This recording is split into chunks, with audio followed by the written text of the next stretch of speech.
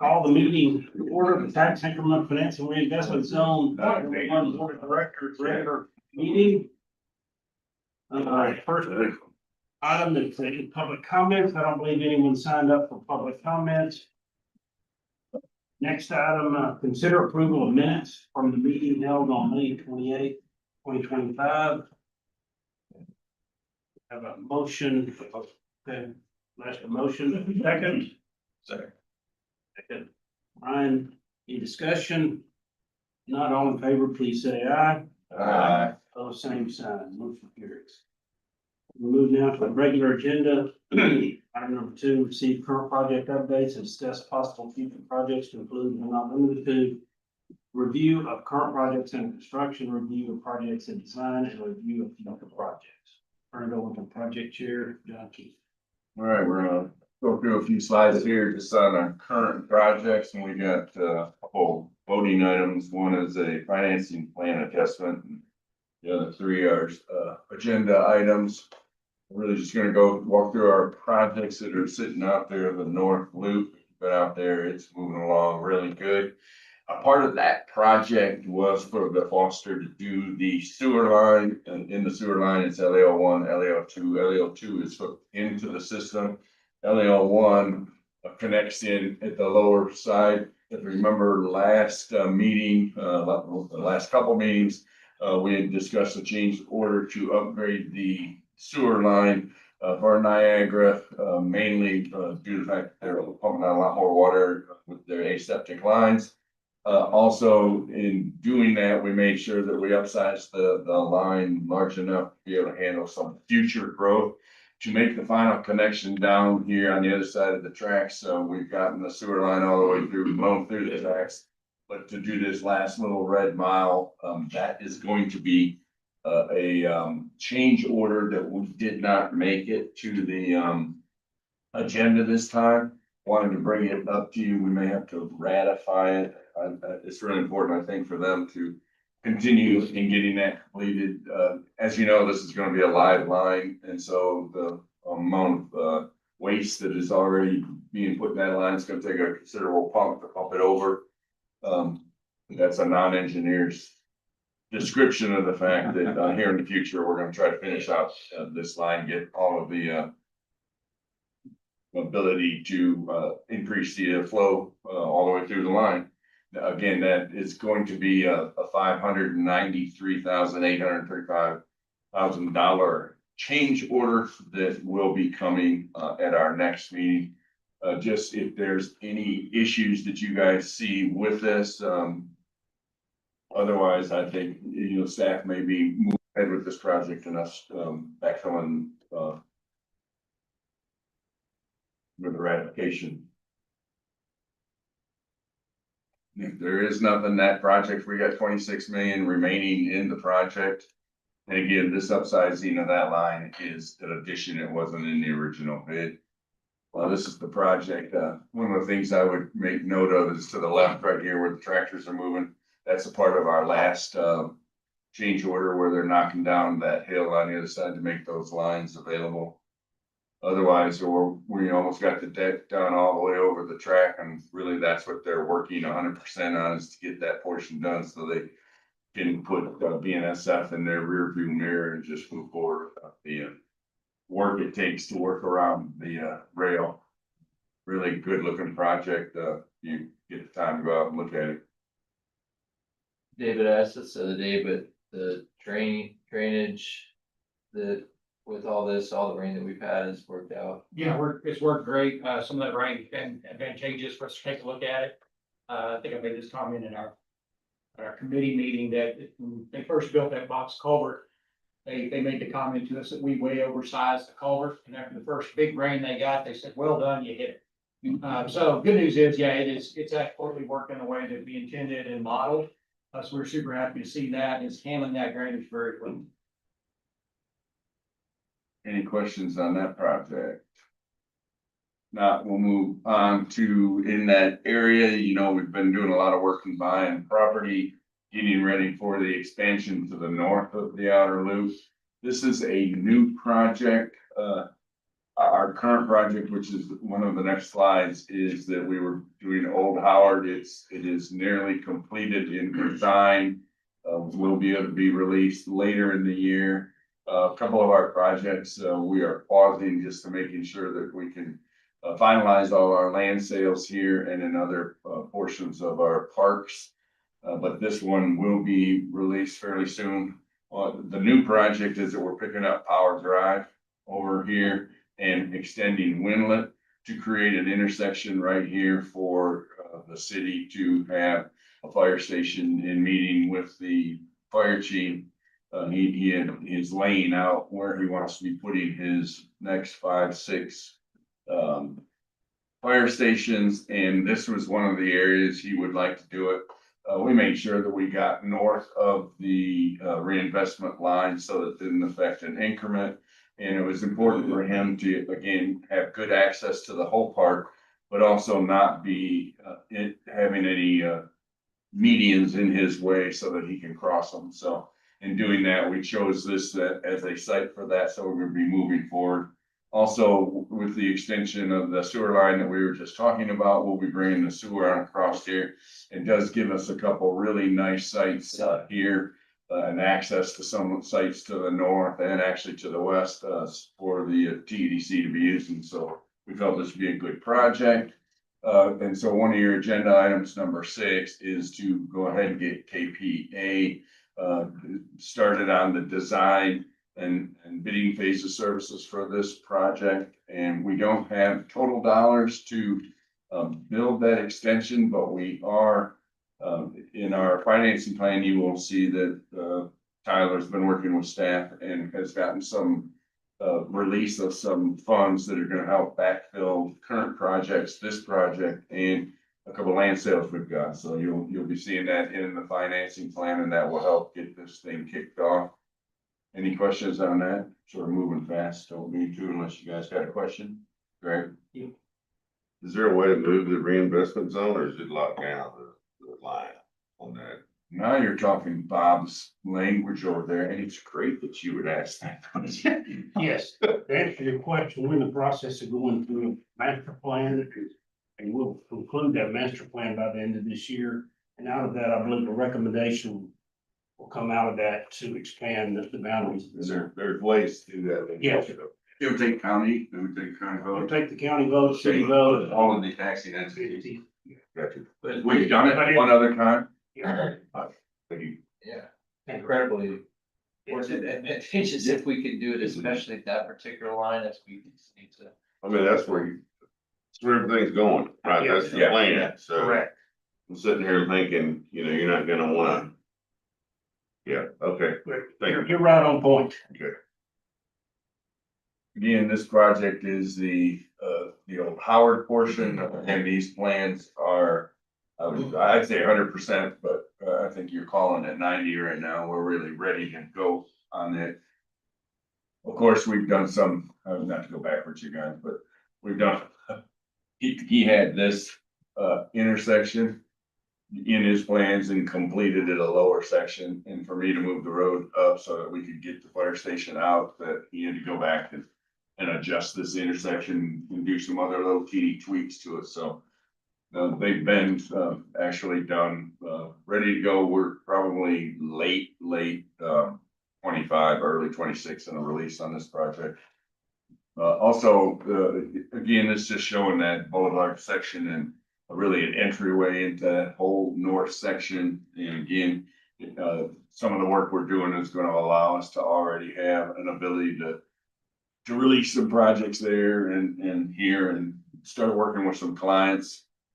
This is again just a little bit of a graphic on how many facilities we could put up there. That project, again, 90% complete. We've got the construction and mid numbers, and that construction dollar of $12,950,000, and really again just waiting for funds to be released up enough for us to release that project. Also, in conjunction with that project, we had David begin to look at going north, since we had picked up both the Smith and the Speed property. And so we're going to be able to take that all the way to 1237. We've believe it's gonna be a very important portion of this project to actually get this intersection away from this very dangerous intersection here. This is a pretty dangerous piece of Old Howard right now, so we look forward to being able to push that. We're gonna work hard through land sales and others to attempt to get this thing funded here fairly quickly. Quite a bit of water that is coming across, we've got a floodplain. I believe David has gotten ourselves, couple waivers on the wetlands up there, so this is one of those projects, just like we had over near Niagara, that we're gonna want to attack that as quickly as possible, so. We don't want that thing to slip through our fingers. That portion is gonna be a $21 million. All right, we got 30% set by September 25, and so that will allow us to complete Old Howard all the way up to 1237. Again, that's just sort of laying that out. As soon as we can get the funds to do that, it's gonna be an important project. Any questions on Old Howard, both sections? Going back, just to see again where it intersects with 1237.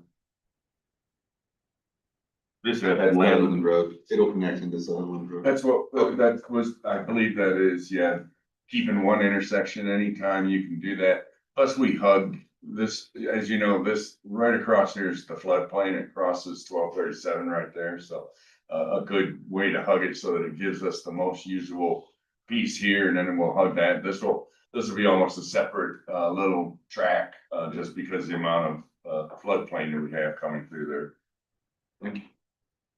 there is just a little concern from the residents about getting traffic across onto Sutherland down into the area down there. Had a couple of constituents call concerned about that. I told them I didn't think it was gonna be a problem, and you need to put an overpass by that, over that track, right? You can't do that till you move the road. And it's gonna be a while, as you know, but luckily it is an FM, so we try to get the state to do it, but as you know, with this outer loop, but. Those bridges are, pretty cheap at 25-30 million. That's just the bridge itself, and so. For us, if you're gonna do a railroad crossing, just as a tangent, one of the things we're still trying to fund is the south portion of the loop that's gonna go over to the, connect to I-35. I think that will be on our radar screen before this, but. I think, Greg, just getting this thing moved away from that, that intersection, right, you get to this point, you can't even see what's coming over that rail, so.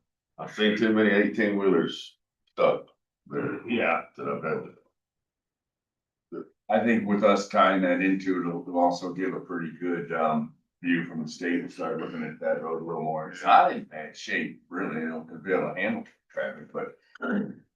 In our lifetime, we're gonna see that increase now. It's gonna be another back way out of our industrial park. Next projects, as you can see, this downtown city center is really coming to completion. We are working on the intersection on 4th Street right now to open up all the customer traffic into Bird Creek. As you know, we've added a project that in the city center project alone, we just had this intersection done. And we've added, as you know, a extension all the way down to Avenue A. David is working on that. I'll show you the slides. This is a nice still picture to show that the project is really coming to completion. He's finishing up this little intersection after the festival. We will finish this out. We have the plans completed, but they want to keep our traffic open on Avenue A for the festival. So, again, this is the actual project as it was released. So you can see that we did have the yellow line. That was just like the other intersections. That's how far the actual scope of the work of the downtown city center phase 2 was.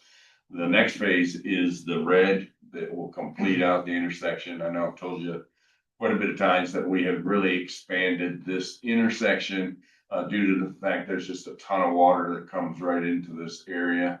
If you've seen it, this is similar to Lake Jeeves, right out in front here. They've really got some problems, and so this is one of the main places where a lot of this water comes. So we're gonna start here and then head ourselves down Avenue A and fix the rest of it. Here's a little video of the project now that it's open.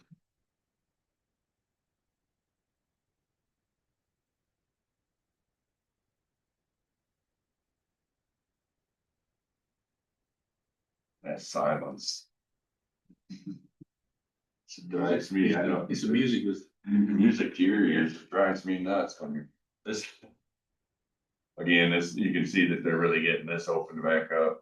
Kudos to Bo Harvey, on this project, you guys, that, you know, they picked up that little garden area and have really, that is not a part of our project, so as you drive it and see the work that they have done, next to Bird Creek, it really adds, to this whole area. I really like how it looks.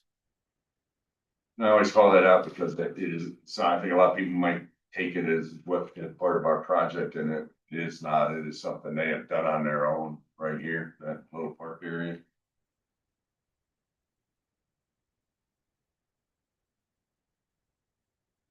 Any questions on city center?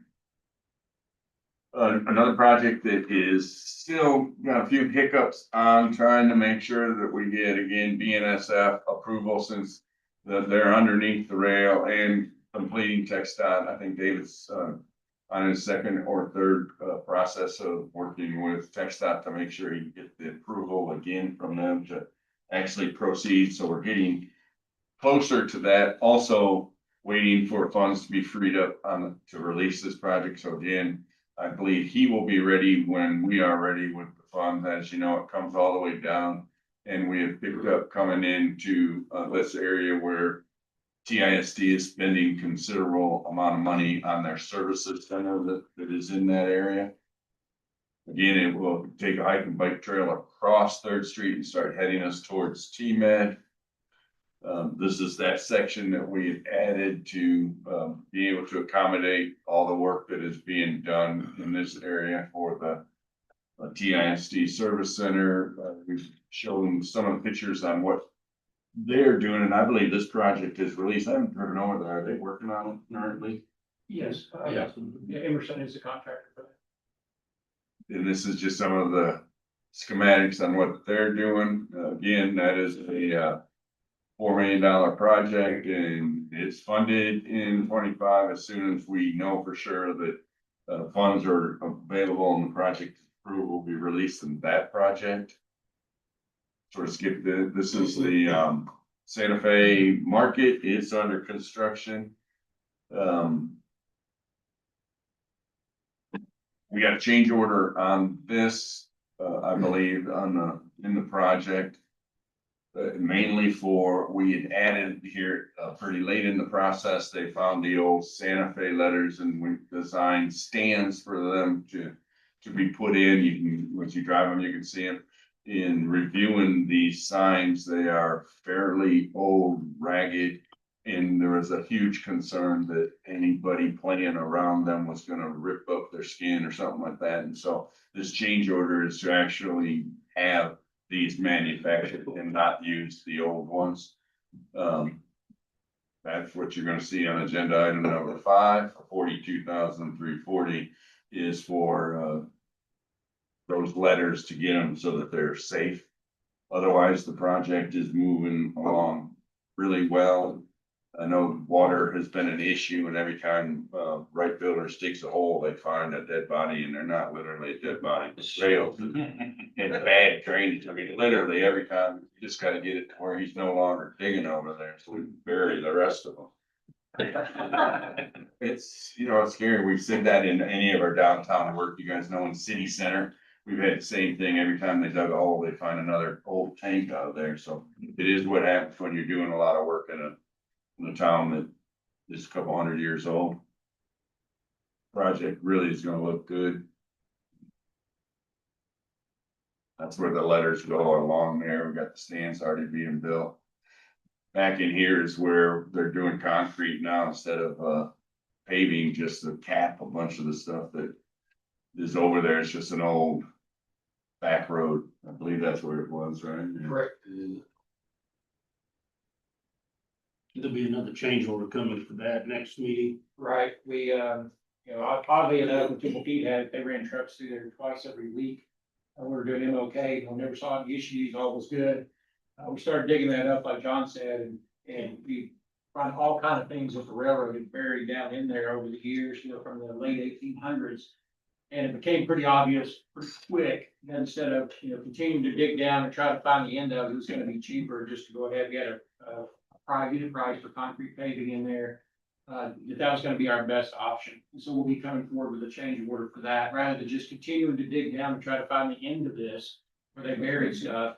Let's bridge it with concrete paving, and that's definitely gonna be the quickest and cheapest way to do this, most efficient. Any questions on Santa Fe Market? Any environmental concerns? Not yet. That's why you can't put concrete run. That's why we quit digging. No reason to find. Excited, I told our group, we had a joint finance and project committee, it's first time in a long time, I can pop this slide up, single road. As you know, over the last 2 or 3 years, this group started with, I would say 4 or 5 alternate routes. We chose this route, we started working on this route, got it on K Temple, they chose it as a project. We took it from our project, working with Cape Tempo. When in that process, they wanted David to go back and relook at all of the routes, do an environmental on all of them.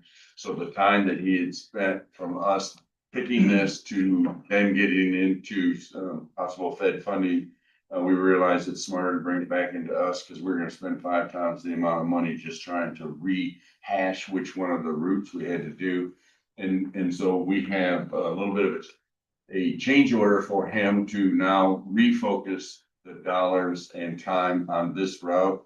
And that is an agenda item. We are still, as a zone, spending the dollars we've had, but with the project in design and right away as a part of our project, the city is backfilling some of the additional dollars and having to just upgrade his contract so that he can now refocus on that single route. On that route, there were already some right-of-way purchases made, they were really a long ways along on the process when we took our left turn. And so we're gonna just get ourselves back, take a right turn and get right on the right place, so.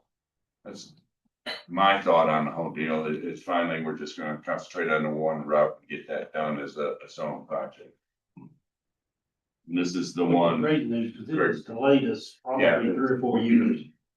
I think your biggest problem on this is you got a construction number, you don't have really what you think this is gonna be, 65 million.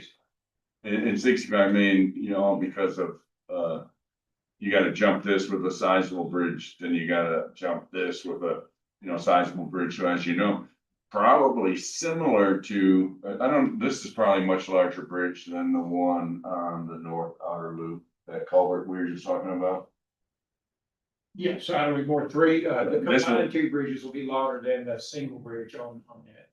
So when you just saw the picture we just had on that north loop where we're applying that water and this is gonna be considerably bigger. So you got a $45 million project to the north. This thing today is $5 million. By the time it's designed and we find the money, it's God only knows how much it's gonna be. It's huge. I'm sorry. I think it's a hugely important project. Finish out the loop. I was gonna ask, what's the best guess now on when TxDOT reworks I-14 right through there? It is, this is on their funding, so that if you remember, well, we did it for our master plan, we had them come in and they gave us an update. They've got $750 million. They think the project's $1 billion, but it is released from I-14 as it hits I-35 through this segment of road and the full intersection landing at 57th Street. That is funded. And so currently, I think they had their last public hearing in the next year and a half, they're gonna be starting to do the right-of-way acquisition and then release the project. I think there's a whole timeline if you get online, but I believe the releasing of this project, they had somewhere in 27.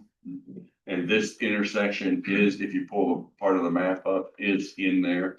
So they had a north and a south and an east and a west location, and they chose multiple pieces of it and pretty much done. I think that's accurate.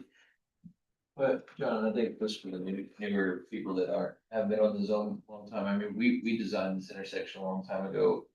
And all the money we spent on design and all that kind of stuff is to get in front of these so that when it actually gets constructed, we don't actually have to fund the construction, and we did that on the northern section of the outer loop. And then, again, we spent money on design in this whole track so that we know where we're going.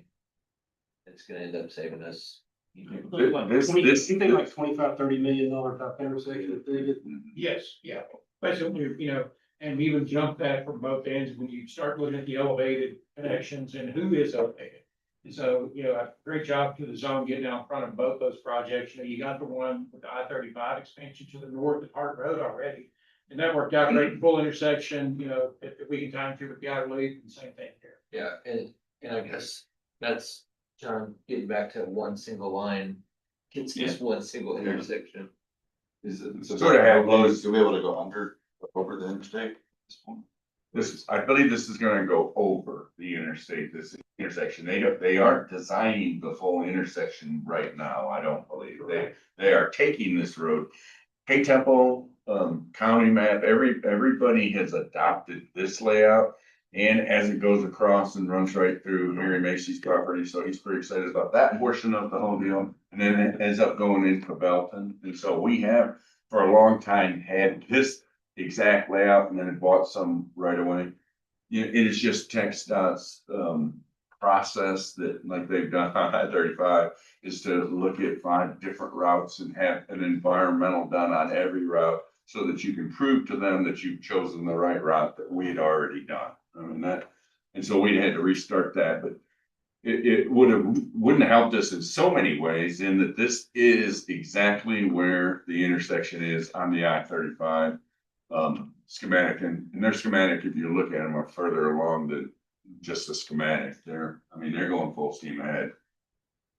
So you'll be able to go north or south from that intersection? Yeah, so what our intention was, to have, we come back in time to the frontage road, where it is now, at that connection. The intent is for TxDOT to build the elevated section, because what we've been talking about, you know, once you go vertical, it's very, very expensive. It's $400 to $500 a square foot. And so what we want is for that to be in the TxDOT project, not in ours, not for us to fly, just like we did at Park Road. Got a full intersection, we can go north or south, but we're not the ones spending $400 or $500 a square foot. It's on the TxDOT project. When I look at that map that they've done, it doesn't look like they've committed to the bridge section yet. But they also said they have a $750 million project that, the way they look at it, it's gonna take $1 billion to finish, and so it'll be interesting to see, trying to decide, for your question, like, how will you get to the north from here?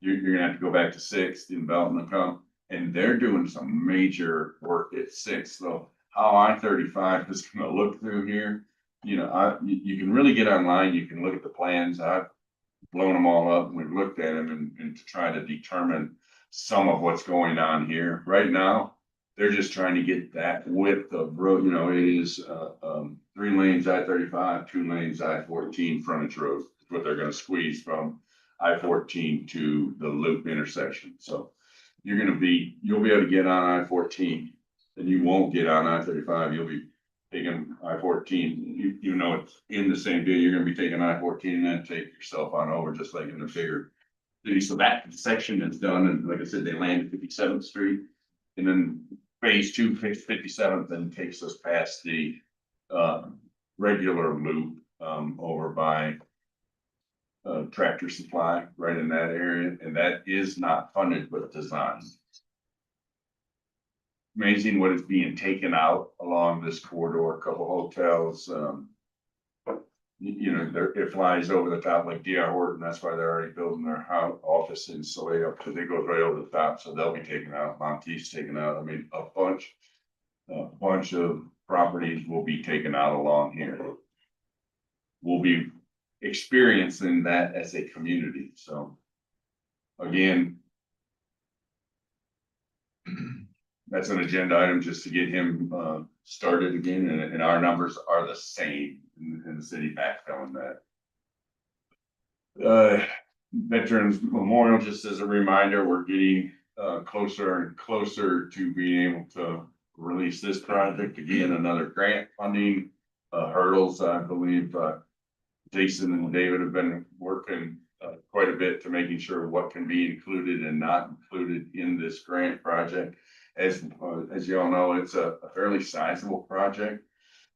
It's funded, we've really got to get this thing released here fairly quickly to stay on. We have it contracted by the grant, which is a September date, right? Correct, yeah, we have to be, have it go to, committed, go to city council by the end of September, and we're well on track for that. It's all been approved by TxDOT, sent to BZA, which is the federal agency that, you know, once TxDOT checks all of it, they have to check some boxes, and they're running about 6 weeks, which pushes us, advertising that, you know, mid-August. Still, we're well on track to get us to the last council meeting in September. One of the projects that We may need a special meeting to consider that Yes, sometime then. we, depending on we're literally at the hands of the feds right now. We're at the hands of TxDOT and pushing, all those boxes checked now. We just need the FPAA to say, yes, release the bid. But plans are done, design's done, bid schedule's done, everything's, you know, cover sheets are signed, it's ready to go. one of the problems that this project was being held up for was when David had done all the designs on the actual Veterans Boulevard. Taking care of the water that is coming, that is currently on Veterans Boulevard, comes through Temple College. As you know, you got that ditch that comes through, and this has some considerable flooding. The blue is the actual floodplain. So as you know, the bridge over here has had, you know, multiple floodings, and for us to actually concentrate and bring more water into there, well, we had to fix that. That is a sizable amount that the zone has picked up. And what we're doing here is taking this tract of land and making a detention pond out of it. And so you'll have water that will still pass through, but taking a bunch of the water off, and it reduces the amount of that floodplain and really helps this whole area so that we can actually release the project. And this is not a part of the grant funding. So we had to do this on our own, have it prepared to accept that water. And the actual grant program that is on veterans doesn't, you know, it stops right there, and we pick all this water up and take care of this as a part of the zone project, so we could release it. David, this is gonna take care of all the flooding on veterans, like when we get heavy rain. I mean, it's almost impossible. Yeah, so we're designed on the roadway itself. Right now, that roadway only can carry a 5-year storm. We're designed for a 25-year storm, so a very major upgrade for that. And then the cross culvert, so the drainage that's crossing Veterans Memorial will be designed for the 100. And so it is a major upgrade to the 25-year, which is, you know, our standard, our drainage criteria standard. And then the cross at 100. I mean, they have zero detention inside their world, right? Zero. I mean, not a single, and they dump it all right about here, and it just comes, and it's just what they've done, not to call them out, but it is what it is. We're picking it up. Huh? They complain about flooding. I know. They don't complain at all. If you drive this, you can see right in here that this, I mean, it just all gets here, and goes down that creek. And, you know, David this is a ditch, you know, that all this water goes in from the federal government. And they have worked with us quite a bit to making sure that the water that's just sitting in their ditch is not a wetlands and got ducks on it, you know. So David had quite a time working with them to make sure that we could get that duck pond, all the ditch, which is what it was. And you hate to say those kind of things, but it's true. And he's been working a lot with them to release it. It is what it is. Over Synergy, this is really just sort of an update that Moraine Drive is done. Really a good looking project. You haven't been out there. A little bit of grass still got to be established in the area, you can see, but it's pretty cleaned up right now. And once that's established, I think that the whole project will be bought off. I don't know if you haven't driven it yet, go out and drive it. see the fruit of our work. And then David, we brought it up in the joint finance and project committee meeting, but I get update on project costs and on this one. Yeah, so we were actually, under budget, not a ton, but under budget's always good, so about $50,000 that we'll be able to give back at the end of the project. So not, not getting a ton of money back, but you're getting money back and you're on time and under budget. There you go. This is one of those projects by having this road completed now and most of the land you're looking at here, the zone has helped EDC buy, and hopefully now that the road is in, that we'll be able to get some of that land sold and help backfeed some of our current projects, which is actually a good transition. If you don't have any other questions, that we had a joint meeting with the finance committee, and I just like to thank Tyler, you guys, that you don't realize the amount of work he's had done in this last quarter. Just trying to make sure that with all these projects, I mean, it's a huge amount of projects that we've got going on, a huge amount of money, making sure you got the funding there, doing land closings and others. And so really, he's worked with Tracy a whole bunch on finding some additional funds and working with staff and bond council. So thought I'd hand that over. Let me read in that item, item number 3, consider amending the tax increment financing and investment zone number 1. Financing and project plans to align with the master plans, including adjustments to debt service, projects and public improvement for fiscal year 2025. No, thank you, John, for your kind words on that, but really it's Tracy and Melissa that are doing all the work on this. But there, I mean, for the board to understand that there is each one of these projects that John goes through, and we do change orders and stuff all the time, but the projects change and evolve. And then through TEDC, projects come up that we look at that never even make it here, that because they go away, or they change and get bigger. But with each of these, the way that we try to do these is we try to get again, the newer people, try to have a financing plan amendment to make sure that all of these projects are fully funded in the years that they need to be funded in before we release any of these projects. And so we will adopt, Jason will kind of go through the changes. We did find some money, which we'll go into to help free up additional funds for projects. But Tracy will go through the changes, and then we will actually adopt a new financing plan so that we can release the projects. So Tracy. Thank you. Tyler, I have a summary here of the sources and use of funds that make up the amendment. Pretty simple here. Line number 1, main source of funds is close to 6.6 million. What is land acquisition? We had some money allocated for land that we're no longer going to need to purchase that land. And then close to $5.3 million was due to being able to release reserve funds on our revenue bonds. When we issued those bonds, it was required through our covenant that we maintain a reserve fund funded with bond proceeds. That was the maximum annual debt service for each of those issues through the life of the bonds. So that money would just sit in a reserve account for 20 years. And with our recent, we had a refunding in May, and a portion of that from the 2018 bond issue that was refunded, we were able to release that reserve funds. And then we'll be taking an item to City Council on August 7th that will release the other 2 reserve funds and replace those with surety bonds. And I guess, Trace, before you go further, I mean, a lot of that is when we did those, Gary and I hated them and fought to try to not have the reserve funds.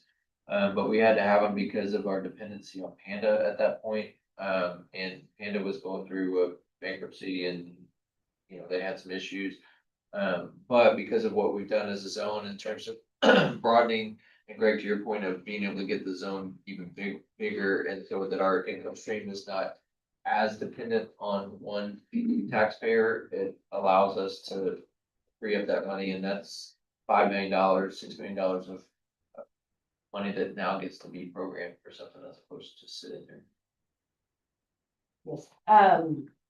Lines 6 through 9 and lines 27 through 29. Those are essentially a adjustment to the financing plan to report the bond refunding and accounting entry. Moving on down to the proposed uses of funds, and John went over these in his presentation. We're allocating 1.1 million to the outer loop project. 593,000 is related to the change order number 2 for Northwest Little Elm wastewater upsizing. And then there's a little over 500,000 allocated just for contingency. We also have 100,000 remaining for Old Howard Road right away. There's some right away needed for that roadway. Lines 21 and 22 relate to the surety policy we had to purchase for the reserve funds.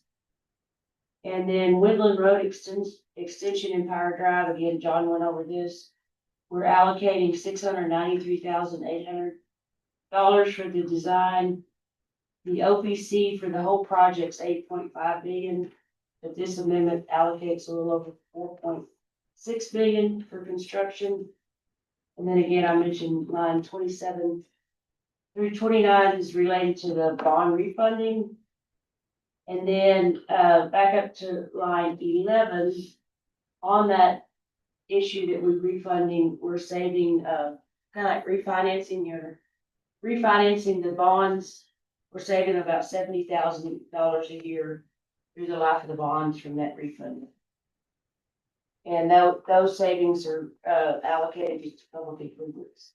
Yeah, and I guess on line 25 for the OPC, that's the Woodland Road and Power Drive. And John, just to make sure that we're on schedule with the project committee, you're comfortable, the OPC is 8.5, which basically is Woodland North and Power Drive east-west, but you're comfortable with just allocating 4.5 to. Yeah, absolutely. We're just trying to get Windlet sewer line, water line across and get it up to the intersection. And so really makes sense for us to design that whole system. So that's why I'm showing you the whole system, and in our, one of our items is for him to design that whole system. But really the first leg of that is just that half of it, and then we'll go ahead as soon as we got dollars and tie it back in over to Old Howard. Yeah, but you could still do the 4.5. Yes. I could have just said yes. I assume it's you. I never assume, only to say yes or no. Tracy, are your surety bonds expenses, one-time expenses or annual? One time through the life of the bonds. They do have requirements that we maintain a certain times coverage and that we keep a minimum credit rating.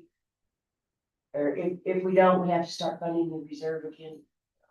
But we talked about that in our joint meeting a little bit, Steve, and we're way above what our debt service coverages are, so we're not close. So we're really good job to Tracy and Melissa and her team of finding us that extra money. And we got a lot of bankers in the room. They could do the time value of money. That insurance policy is pretty cheap to be able to use that money today. Yeah, you bet. It's us non-bankers don't understand. But if you do, that's the bad part. And I know, Exactly. Gary and Tyler, they did really fight that reserve. And it's like, no, we gotta do it at the time. But now with the growth in the zone and more diversity, we're able to release those. And on the next issue, hopefully we will have a reserve fund. Anybody have any questions on this or for Tracy? Okay, great job for both. Yep. Appreciate it, because I know going through these numbers, going through the projects and coordinating all that does take a lot of work and effort to get there. Thank you both. Okay, so we'll be voting on item number 3. It's already been read in, so ask if anyone to consider a motion on number 3. I'll move. Okay, second. Any additional discussion? If not, all in favor, please say aye. Opposed, same sign. Motion carries. Item number 4, these items that we're gonna read in the next 3 items on presented to you, so if you have any questions, please let me know, but Ron did a great job of giving us all the information related to it. So item number 4, consider ratifying a recommendation to the city council to authorize contract amendment number 5, Casper Patrick Associates LP for final design and bidding services for the Outer Loop West Phase 2 project, an estimated amount of $1,098,363.29. Move for approval. Okay, second. Second. Discussion? Not, all in favor, please say aye. On the same sign, motion carries.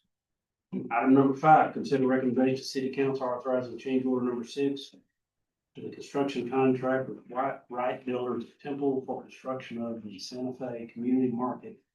Estimated amount of $42,340. So move. Motion second. Second. Good. You, you're abstaining on that, Steve? Yes. Okay. Any discussion? Not all in favor, please say aye. Opposed, same sign. Motion carries. Steve Wright abstaining. Okay, item number 6, consider recommendation to the city council to authorize professional services agreement with Casper Patrick Associates LP for design and bidding phase services required for Windland Road extension to power line and power drive in the estimated amount of $693,800. Motion, second. Second. Any discussion? Not all in favor, please say aye. Both same sign. Looks like Power Drive is starting to be the name of the road. I'm not so sure we named it that, but it's sure it's being called that. Is that official? They had for a name that it was Power Drive. One of those things that once somebody writes it down and then you're voting on, you want to just voted on the name of a road. That was sort of him calling it something. Yeah, I believe Tyler was trying to work towards an alliance name. Just funny to see that in writing, you guys. It was just like a makeup name and maybe it's gonna stick. Okay, receiver. Item number 7, Adrian's not here, so we won't have it unless anybody here has some update that. Okay, project update from city manager on one of the citizens, have any updates? No. Okay. Great. Then we go to schedule next meeting is August 27th. That's where we want our- On that phase 2 power loop project where I was in the interstate, there was a red hyphenated line around the diagram. It's obviously that donut hole where you see limits inside there. And so all of that project was best designed, area that's not within the city. And does that have any reputation? And the other thing is, why the hell doesn't that get annexed? The only way you can annex these days is through voluntary annexation. So Once you annex it, we're gonna have little spots like that all over the place. yeah, it's a big spot. That's right. in the middle of town. Seems like it's a- No, but I don't think you can annex. It's just the state law. I mean, It's always gonna be that way. if somebody wants, now that you got a nice road there, in my opinion, now that you got this nice road.